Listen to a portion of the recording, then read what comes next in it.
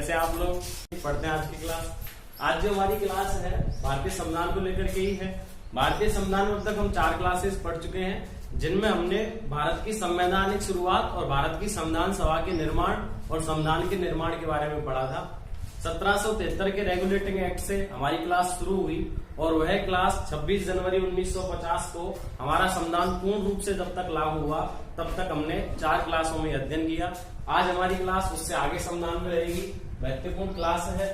हम संविधान की प्रस्तावना के बारे में तथा संविधान की जो प्रमुख विशेषताएं हैं उनके बारे में, जो शब्दात्मक विशेषताएं हैं उनके बारे में चर्चा करेंगे। अगर आप मेरी क्लास पर नए हैं, चैनल को शेयर करें, सब्सक्राइब करें और दोस्तों तक इसे पहुंचाएं। चलिए सिर्फ शुरुआत करते हैं आज की क्लास भारतीय संविधान। भारतीय संविधान की सबसे पहले हम बात कर लेते हैं प्रस्तावना के बारे में। मैंने कहा था कि प्रस्तावना को ढंग से हम व्याख्यात करेंगे, लेकिन समय आने पर। तो आज हमारा समय है प्रस्तावना पढ़ने का। भारतीय संविधान सभा में जब 9 दिसंबर 1940 को पहली बैठक हुई, पहली बैठक में पहले दिन की जब बैठक हुई तो उस दिन सच्चिदानंद सिन्हा को अस्थायी अध्यक्ष चुना गया। दूसरे दिन 11 दिसंबर को बैठक हुई, उसमें राजेंद्र प्रसाद को हमारा स्थायी अध्यक्ष चुना गया। तीसरी बैठक में 13 दिसंबर 1946 के दिन जवाहरलाल नेहरू के द्वारा भारत की संविधान की उद्देशिका या प्रस्तावना की हमारे उद्देश्य क्या है संविधान बनाने के लिए, हम किन उद्देश्यों के तहत अपने संविधान की भूमिका रखना चाहते हैं, उन सब की चर्चा हुई। कब हुई? सबसे पहले पेश किया गया 13 दिसंबर 1940 को इसे पेश किया गया। पढ़कर के किसने सुनाया था? तो मैंने बताया डॉक्टर सर्वपल्ली राधाकृष्णन ने इसे पढ़कर के सुनाया था। पहले वक्ता राधाकृष्णन जी को ही कहा जाता है। कहीं कहीं यह मत जेबी कृपलानी के बारे में लिखा हुआ है, लेकिन मैं आपको बता देता हूं कि पहला मत रखने वाला व्यक्ति जेबी कृपलानी है, क्योंकि उसने सच्चिदानंद सिन्हा को अध्यक्ष बनाने के लिए मत रखा था। जबकि पहले किसी भी वक्तव्य को ढंग से पढ़ करके सुनाने वाले व्यक्ति डॉक्टर सर्वपल्ली राधाकृष्णन हैं, जिनको संविधान का प्रथम वक्ता कहा जाता है। क्लियर है लाइन? तो 13 दिसंबर को सबसे पहले संविधान की प्रस्तावना को पेश किया गया। प्रस्तावना हम पढ़ रहे हैं, लिखिए पहली लाइन। 13 दिसंबर को 1940 में संविधान सभा में प्रस्तावना को पेश किया। ठीक है साहब। चलिए साहब, क्या था 13 दिसंबर को? तो 13 दिसंबर को मैंने बताया था पहली बैठक का तीसरा दिन, यानी कि तीसरे दिन की बैठक। पहली बैठक 9 दिसंबर, दूसरी बैठक 11 दिसंबर, तीसरी बैठक 13 दिसंबर। ठीक है। पहली बैठक का तीसरा दिन था 13 दिसंबर 1940 की बात है। पेश किसने की? प्रस्तावना को पेश किया किसने? JL नेहरू, जवाहरलाल नेहरू जी ने इसे पेश किया। ठीक है ना साहब। पढ़कर सुनाया प्रस्तावना को। हम बात करेंगे कौन सी प्रस्तावना, हम भारत के लोग क्या क्या करते हैं उसके हम बारे में बात करेंगे। पढ़कर सुनाया किसको? किसने इसको पढ़ के सुनाया? डॉक्टर सर्वपल्ली राधाकृष्णन जी ने इसे पढ़ करके सुनाया। प्रथम वक्ता राधाकृष्णन जी को कहा जाता है। ठीक है ना, पहली बात। फिर दूसरी बैठक में 22 जनवरी 1947 को दूसरी बैठक की दूसरे दिन की बैठक, याद है मैंने बताया था दूसरी बैठक 20 जनवरी से लेकर के 25 जनवरी 1947 के मध्य हुई थी। उस बैठक में दूसरी बैठक का कौन सा दिन? दूसरा दिन।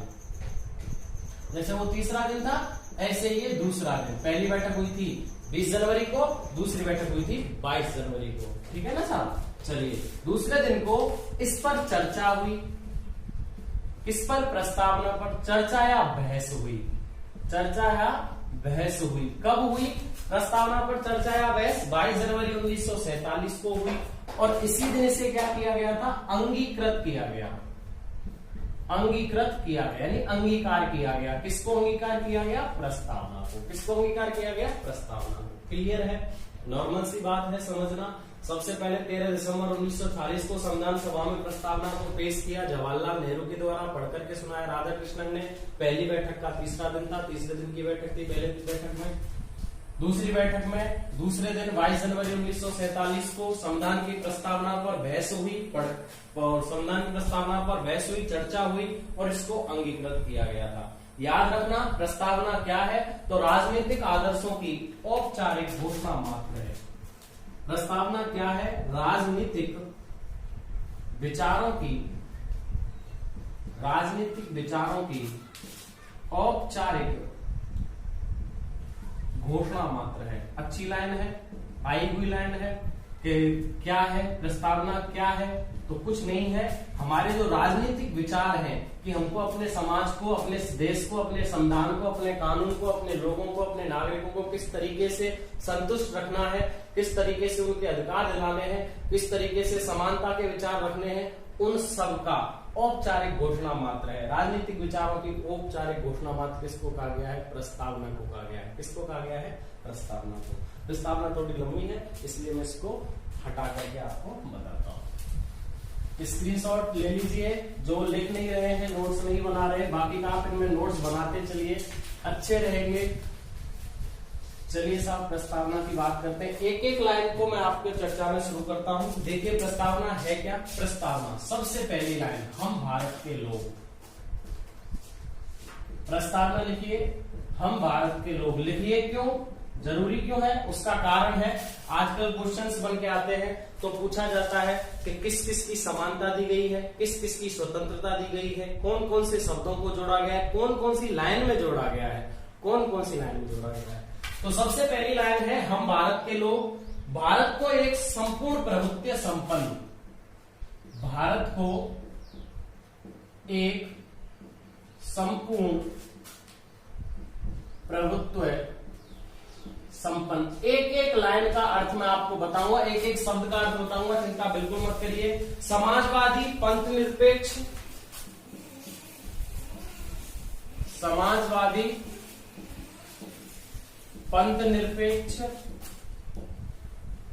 एवं लोकतांत्रिक। एक एक लाइन, पंथ निरपेक्ष एवं लोकतांत्रिक गणराज्य बनाने के लिए, गणराज्य बनाने के लिए। एक एक शब्द का याद रखना, एक एक शब्द का अर्थ बताऊंगा मैं आपको, ठीक है ना। दो लाइनें हैं ये, दो लाइन हो गई। तीसरी लाइन, उसके समस्त नागरिकों को, ये भारत को क्या बनाना है हमको, ये पहली लाइन में लिखा हुआ है, यानी कि पहली लाइन के बाद दूसरी जो लाइन है, हमारा क्या कर्तव्य है भारत के प्रति, भारत को कैसा बनाना है हमको, संपूर्ण प्रभुत्व संपन्न बनाना है, समाजवादी बनाना है, पंथ निरपेक्ष बनाना है, लोकतांत्रिक गणराज्य बनाना है। अब उसके समस्त नागरिकों के लिए, यानी कि जो भी भारत का नागरिक है, उन नागरिकों के लिए, उन नागरिकों के लिए। अब भारतीय नागरिकों के लिए क्या क्या करना है संविधान में? सामाजिक, आर्थिक एवं राजनीतिक न्याय। सबसे पहले न्याय की बात की गई है प्रस्तावना में, सबसे पहले न्याय की बात की गई है नागरिकों के लिए कि सामाजिक, आर्थिक एवं राजनीतिक न्याय।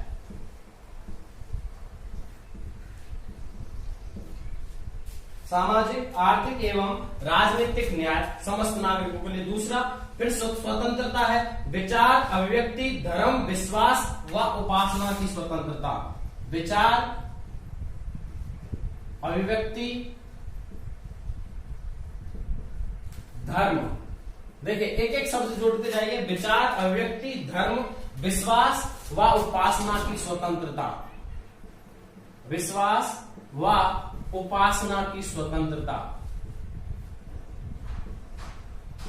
आप ये सोच रहे होंगे हम इसको क्यों लिख रहे हैं, समझना बहुत ही आसान है। हम भारत के लोगों के लिए एक गणराज्य बनाना चाहते हैं। कैसा? भारत को संपूर्ण प्रभुत्व संपन्न, समाजवादी, पंथ निरपेक्ष एवं लोकतांत्रिक गणराज्य बनाना चाहते हैं। उसके नागरिकों के लिए न्याय, तो सामाजिक, आर्थिक एवं राजनीतिक न्याय देना चाहते हैं। विचार, स्वतंत्रता किस किस की? विचार की, अभिव्यक्ति की, धर्म की, विश्वास की व उपासना की स्वतंत्रता रखना चाहते हैं। तो ये लाइनें एक साथ लिखी हैं। फिर समता, समता, प्रतिष्ठा और अवसर की समता।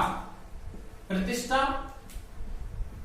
और अवसर की समता, यानी कि जो समानता दी जाएगी लोगों को, उसमें प्रतिष्ठा और अवसर दोनों की समानता दी जाएगी।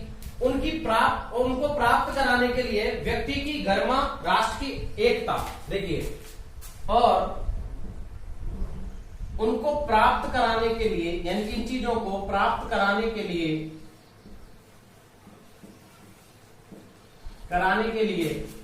व्यक्ति की गरिमा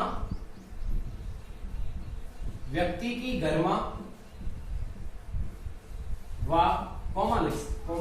राष्ट्र की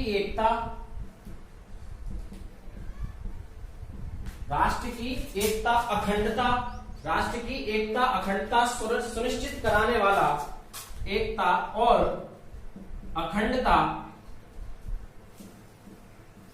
सुनिश्चित कराने वाला, एकता और अखंडता सुनिश्चित कराने वाला, बंधुत्व बढ़ाने के लिए, सुनिश्चित कराने वाला, बंधुत्व बढ़ाने के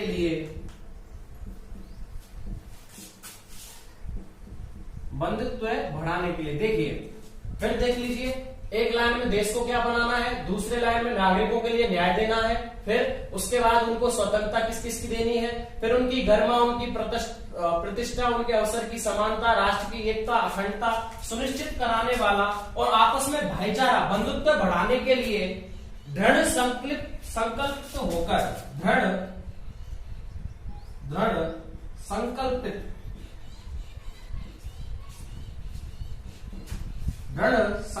होकर अपनी इस विधानसभा में आज दिनांक, अपनी इस विधानसभा में, यानी कि वो संविधान सभा में आज दिनांक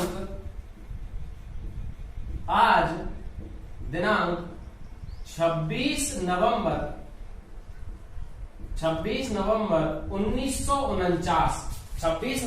1949 बताया था महीना, मिति मार्गशीर्ष शुक्ल सप्तमी संवत 2006 विक्रमी संवत, दिनांक पुस्तक में लिखा हुआ है मिति मार्गशीर्ष, इसको अगेन बोलते हैं हिंदी में, अगेन वैसे चैत वैशाख ज्येष्ठ आषाढ़ सावन भादो कुआर कार्तिक अगेन पूस माह फागुन, ठीक है ना।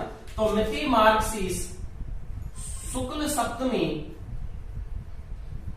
सप्तमी विक्रम संवत 2006 को एतद द्वारा संविधान को अंगीकृत, अधिनियमित व आत्मा अर्पित करते हैं। संविधान को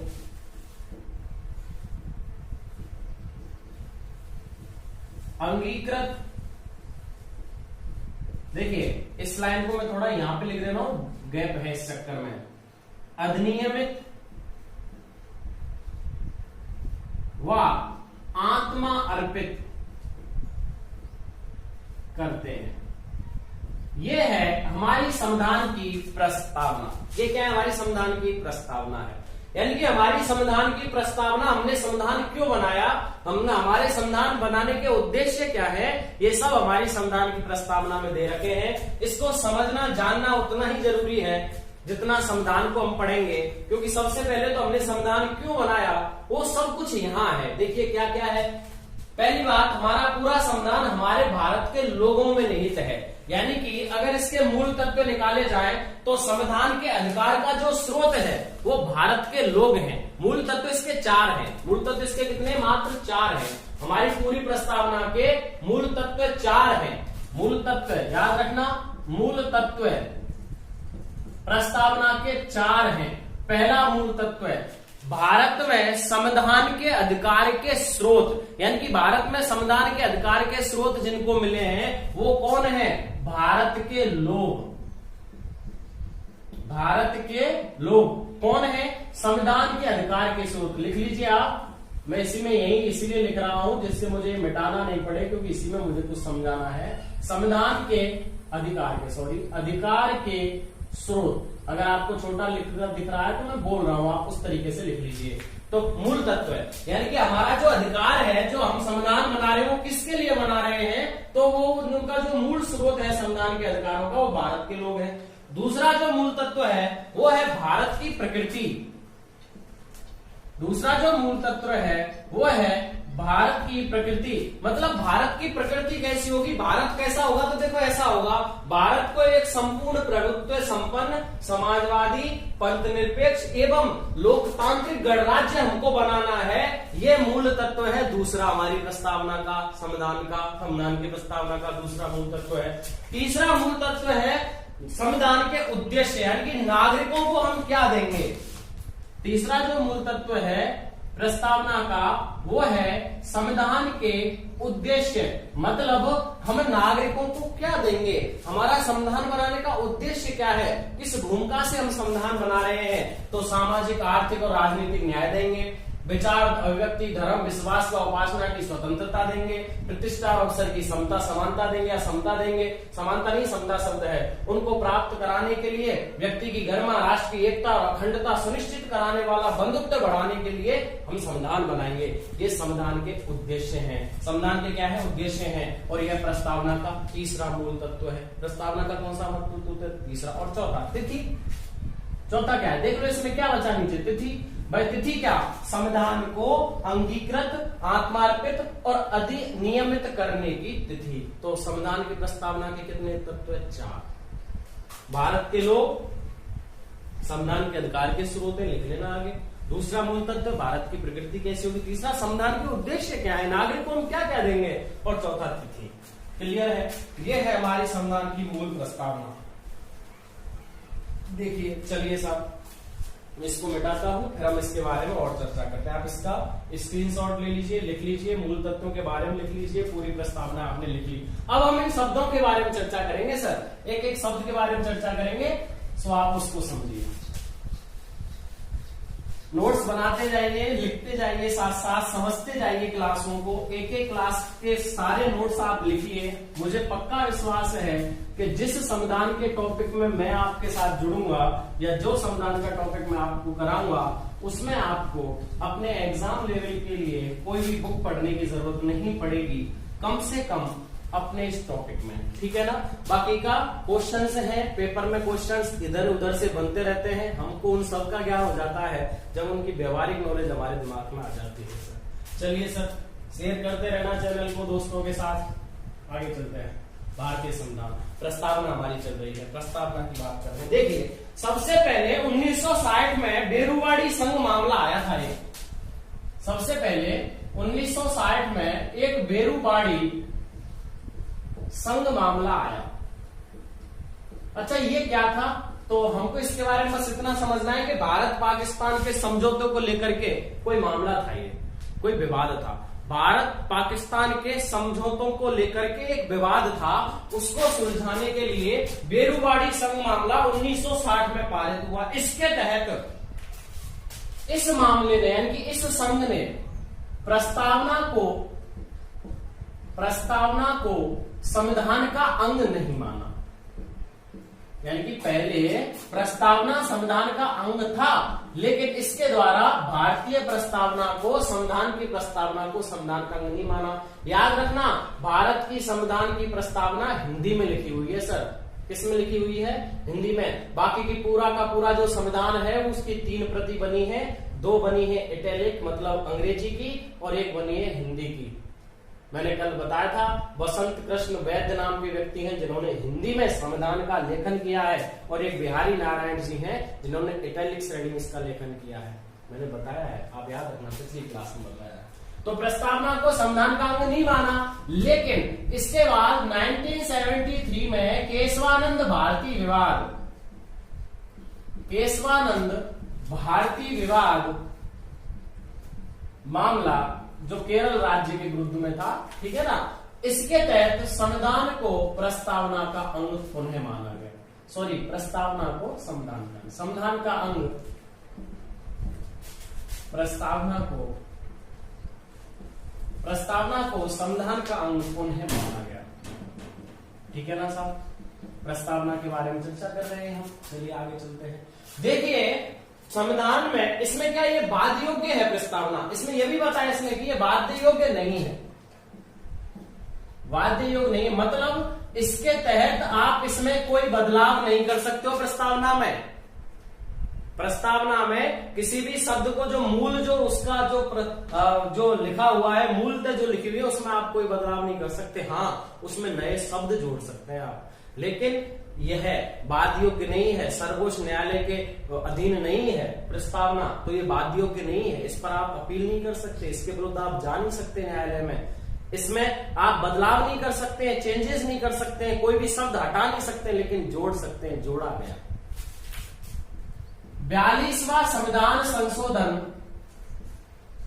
42वां संविधान संशोधन 1976 में 1976 में 42वां संविधान संशोधन इंदिरा गांधी के समय हुआ था। इंदिरा गांधी प्रधानमंत्री थी, याद रखिए। इंदिरा गांधी के समय 42वां संविधान संशोधन 1976 में हुआ, जिसमें 3 शब्द जोड़े गए थे, अखंडता, समाजवादी और पंथ निरपेक्ष। 3 शब्द जोड़े गए थे, अखंडता, समाजवादी और पंथ निरपेक्ष। यानी कि जब अभी जो हमने प्रस्तावना पढ़ी, उस प्रस्तावना में इन 3 शब्दों को आप देखिए, यह 3 शब्द मूल प्रस्तावना में नहीं थे, लेकिन इनको जोड़ा गया। 42वां संविधान 1976 में इंदिरा गांधी के समय, और अगर सब इसमें राष्ट्रपति जी की हम बात करें तो जो राष्ट्रपति थे वो फखरुद्दीन अली अहमद थे। फखरुद्दीन अली अहमद इस समय राष्ट्रपति थे। इनके समय 42वां संविधान संशोधन 1976 में हुआ, जिसमें अखंडता, समाजवादी और पंथ निरपेक्ष 3 शब्द जोड़े गए थे। किसमें? प्रस्तावना में, यानी कि मूल प्रस्तावना में नहीं थे, अंत में इनको जोड़ा गया था। कब जोड़ा गया था? 42वां संविधान संशोधन के तहत। पहले हम इसके मत के बारे में चर्चा कर लेते हैं कि इसके बारे में जो मत है संविधान की प्रस्तावना के बारे में, वो किस किसने क्या क्या मत दिए हैं। तो सबसे पहला जो मत है वो है संविधान का परिचय पत्र। संविधान का परिचय पत्र, संविधान का परिचय पत्र किसने कहा है? N.A. पालकीवाला ने कहा है। N.A. पालकीवाला ने संविधान की प्रस्तावना को संविधान का परिचय पत्र कहा है, पहला मत। दूसरा जो मत है वो प्रस्तावना हमारे दीर्घकालिक सपनों का विचार है। प्रस्तावना हमारे दीर्घकालिक, प्रस्तावना हमारे दीर्घकालिक सपनों का विचार है। यह जो मत है वो कृष्ण स्वामी अय्यर द्वारा दिया गया है।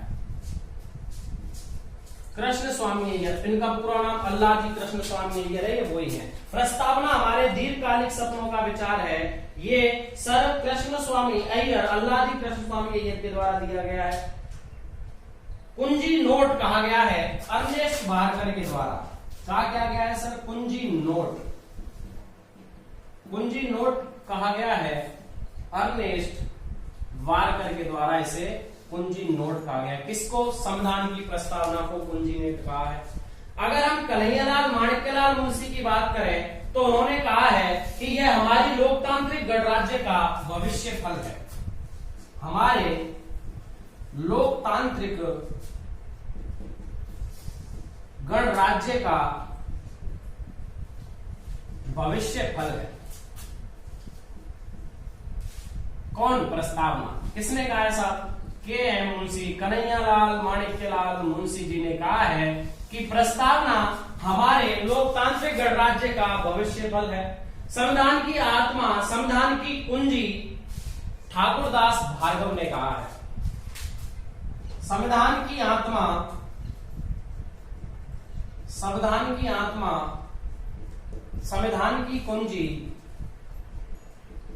संविधान की आत्मा, संविधान की कुंजी, ये भी इन्होंने कहा है कि संविधान को जानना है तो प्रस्तावना के बारे में अध्ययन कीजिए। यानी कि इन्होंने कहा है कि उचित स्थान जहां संविधान का मूल्यांकन हो सके, उचित स्थान जहां संविधान का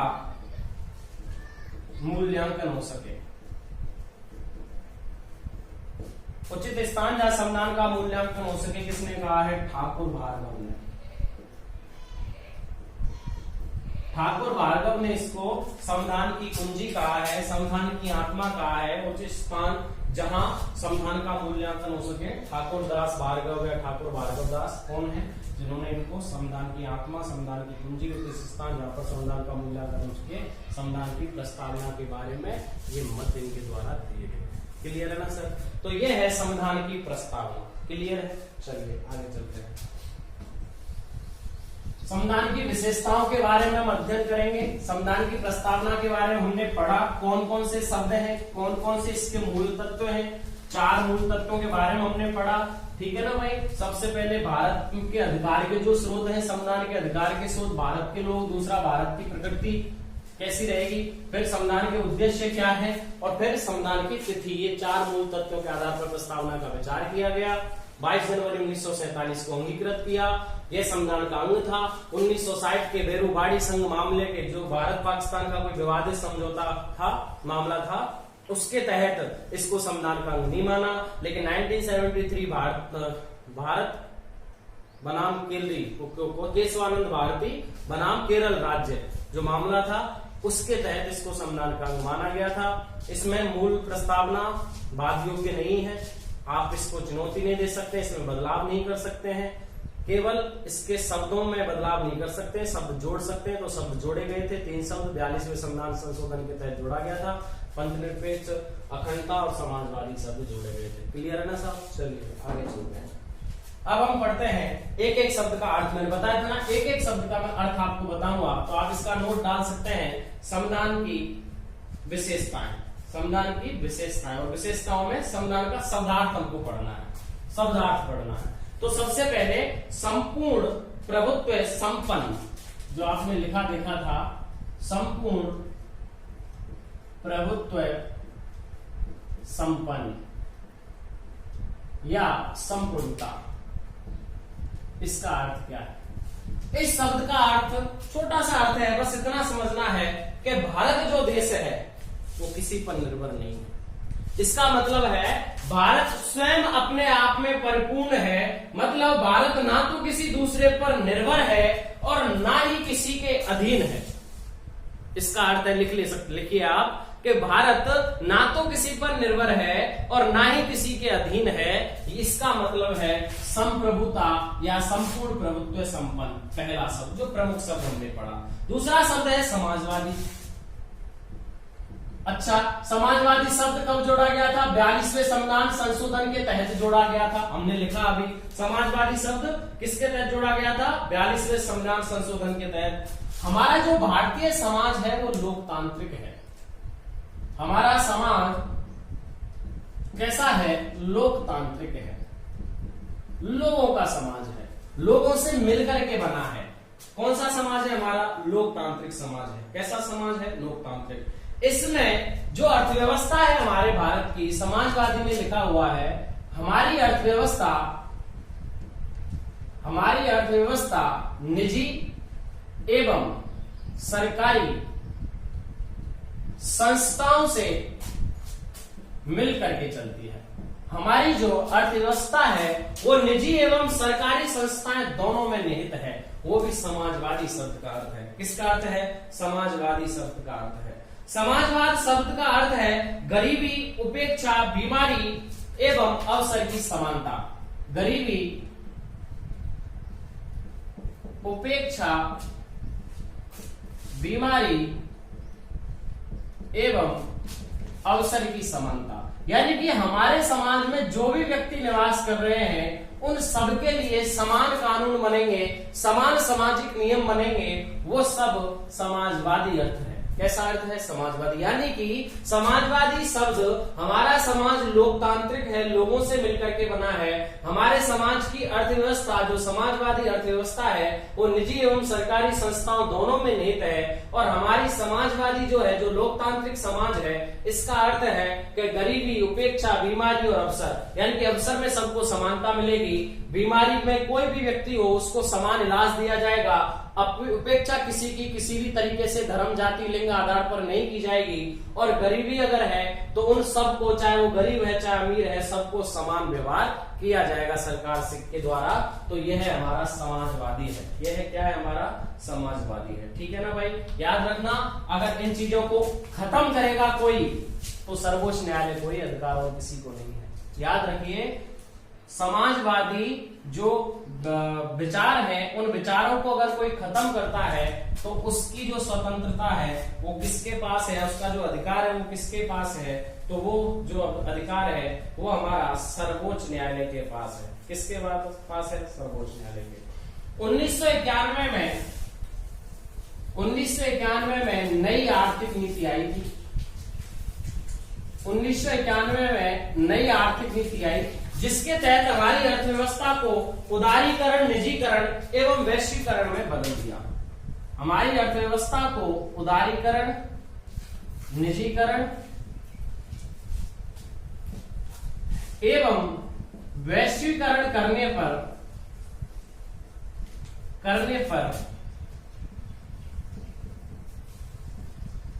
यह क्रिया यानी कि यह व्यवस्था लचीली हो गई।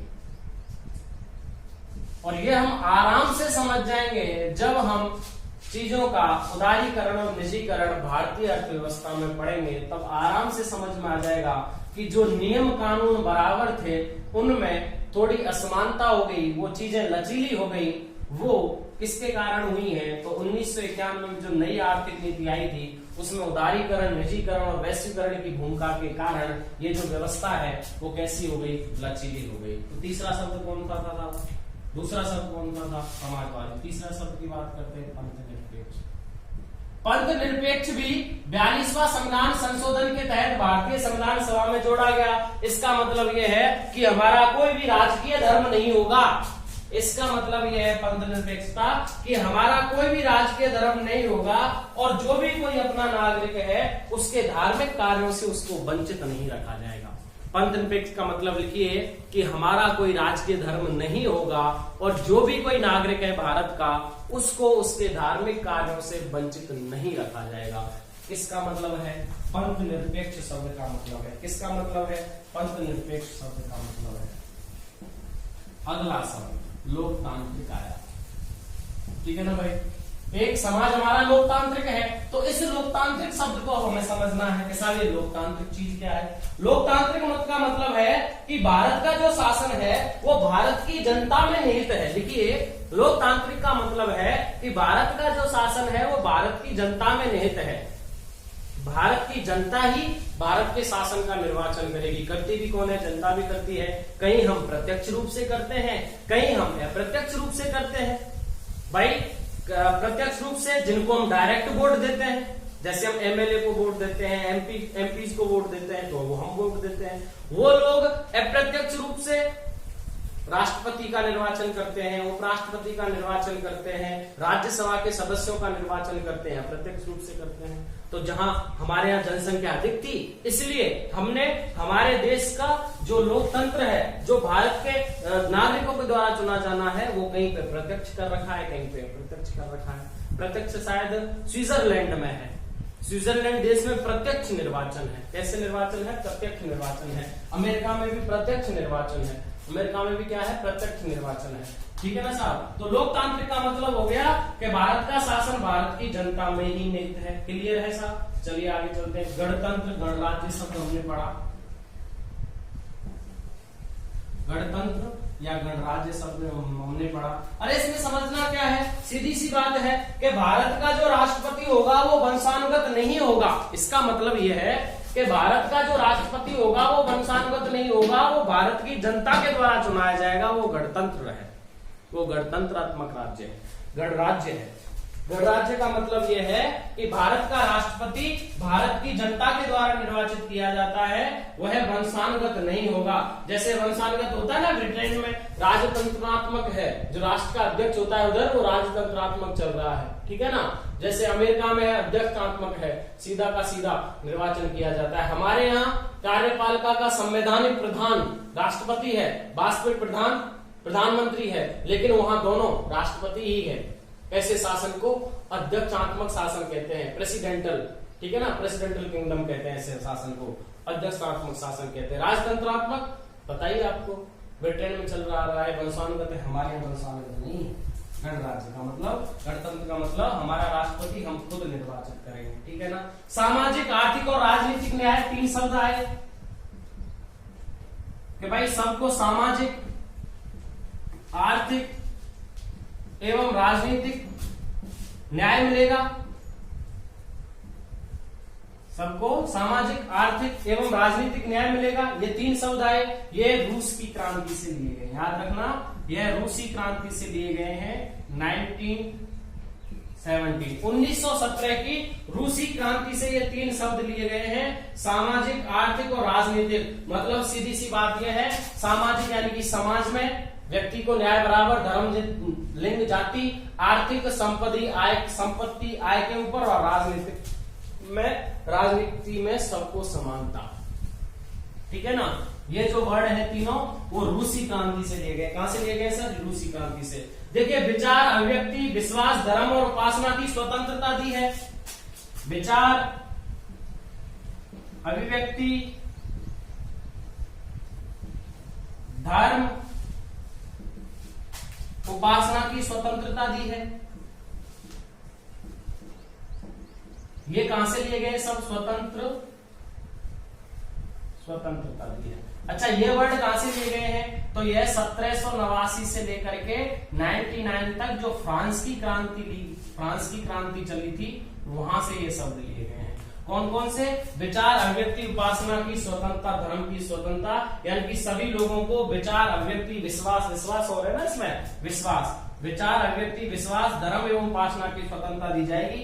कहां से लिया गया है? 1789 से लेकर के 99 तक जो फ्रांस की क्रांति चली थी, वहां से इन शब्दों को लिया गया है, ठीक है ना भाई। तो ये क्या है? हमारे प्रमुख जो शब्द हैं जो हमारी प्रस्तावना में दिए हुए हैं। तो हमने भारत की प्रस्तावना, जो भारतीय हमारे संविधान की प्रस्तावना है, उसको बड़े विचारगत रूप से पढ़ा।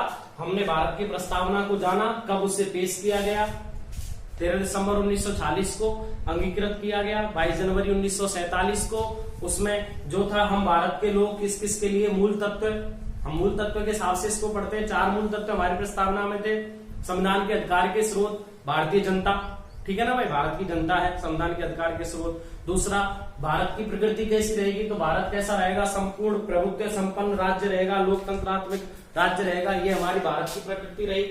फिर उसके उद्देश्य, संविधान के उद्देश्य, भारत के नागरिकों को हम क्या देना चाहते हैं, क्यों हम संविधान की भूमिका रखना चाहते हैं, वो तीसरा तत्व था। और चौथा तत्व कब उसको अंगीकृत किया गया, तो 26 नवंबर 1949 को अगहन मतलब मिति मार्गशीर्ष को शुक्ल सप्तमी के दिन विक्रम संवत 2006 को उसे अंगीकृत किया गया, आत्मा अर्पित किया गया, अधिनियमित किया गया, आंशिक रूप से लागू किया गया, पूर्ण रूप से लागू 26 जनवरी 1950 को से किया गया। क्लियर है? मूल संविधान में 3 शब्द नहीं थे, उन्हें 42वां संविधान संशोधन 1976 के तहत जोड़ा गया था, अखंडता, धर्मपंथ निरपेक्षता और समाजवादी। और इतना याद रखना कि यह वाद योग्य नहीं है, इसके खिलाफ आप कोई अपील नहीं कर सकते हैं। संविधान की प्रस्तावना हिंदी में लिखी हुई है, ठीक है ना साहब। पहले इसको संविधान सभा का अंग नहीं संविधान का अंग नहीं माना गया था प्रस्तावना को। 1960 के बेरुवाड़ी संघ मामले में, केशवानंद भारतीय विवाद में 1973 में से संविधान का अंग माना गया, ठीक है ना साहब। और ये रहे हमारी संविधान की प्रस्तावना के मूल शब्दों का। तो ये है हमारे संविधान की प्रस्तावना। चलिए आगे पढ़ेंगे भारत के संविधान की कुछ विशेषताएं, भारतीय संविधान के स्रोत, उन सब के बारे में चर्चा करेंगे, ठीक है ना। चलिए आज मैं आपको एक लाइन और पढ़ा देता हूं कि संविधान सभा को जो आलोचना थी, जो हम पिछली क्लास में हम पढ़ रहे थे और जो रह गया था, उसके बारे में इसी क्लास में आपको वर्णन कर देता हूं।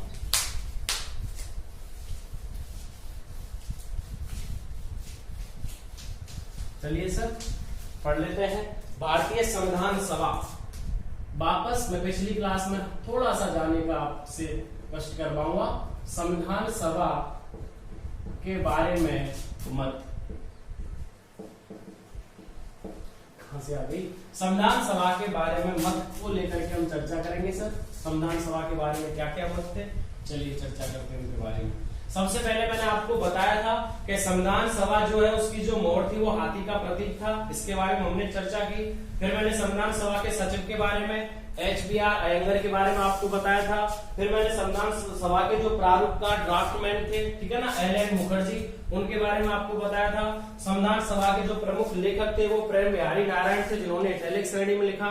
फिर बसंत कृष्ण वैद्य थे, जिन्होंने इसको हिंदी श्रेणी में लिखा था। इस चीज के बारे में हमने संविधान की सभा के बारे में बात की। अब मैं बताता हूं कि संविधान सभा के बारे में उसकी आलोचना के बारे में क्या क्या मत कहे गए थे, ठीक है ना भाई।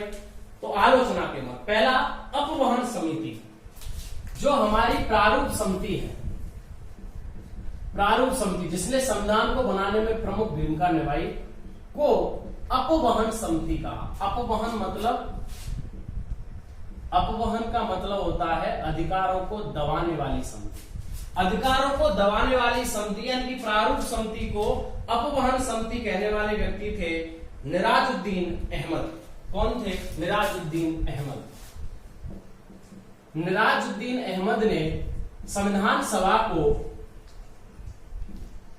की जो प्रारूप समिति थी, संविधान सभा को या संविधान सभा में जो संविधान को बनाने वाली प्रारूप समिति थी, उसको अपवहन समिति का नाम दिया। संविधान सभा ही कांग्रेस है, सभा ही कांग्रेस है और कांग्रेस ही सभा है। सभा ही कांग्रेस है और कांग्रेस ही सभा है। ग्रैनविले ऑस्टिन, क्या नाम है? ग्रैनविले ऑस्टिन के द्वारा इसे ऐसा कहा गया था। ग्रैनविले ऑस्टिन, ग्रैनविले ऑस्टिन के द्वारा क्या कहा गया था कि कांग्रेस ही सभा है, यानी कि सभा ही कांग्रेस है और कांग्रेस ही सभा है। ये किसने कहा था? ग्रैनविले ऑस्टिन ने कहा था। या कांग्रेस ही सभा की जगह में इसको लिख सकता हूं कांग्रेस ही भारत है, कांग्रेस ही भारत है, ये लाइन सही है। कांग्रेस सभा ही कांग्रेस है और कांग्रेस ही भारत है, वो ग्रैनविले ऑस्टिन के द्वारा, जो ब्रिटेन का था, इसने कहा था। लॉर्ड विस्काउंट ने हिंदुओं का निकाय कहा। जो भारतीय सभा थी उसे हिंदुओं का निकाय कहा। निकाय किसने कहा? लॉर्ड विस्काउंट ने। लॉर्ड विस्काउंट ने इसे क्या कहा था? हिंदुओं का निकाय कहा था कि हिंदुओं की सभा है, ये कोई सभा नहीं है जिसके तहत भारतीय संविधान बनाया जा रहा है। विंस्टन चर्चिल, जो ब्रिटेन प्रधानमंत्री रहा, जिसने अर्धनग्न फकीर का शब्द बोलते हैं कि गांधी जी को कहा था, हम ज्यादातर वही शब्द पढ़ते हैं, बाकी का हम गांधी जी पढ़ेंगे जब मैं आपको ढंग से बताऊंगा किसने क्या कहा था। तो विंस्टन चर्चिल ने इसको कहा है कि यह भारत के एक बड़े समुदाय का प्रतिनिधित्व करती है। यह है यानी कि संविधान सभा यह है भारत के एक बड़े समुदाय मतलब हिंदू समुदाय, बड़े समुदाय का प्रतिनिधित्व करती है। किसने कहा था? चर्चिल ने।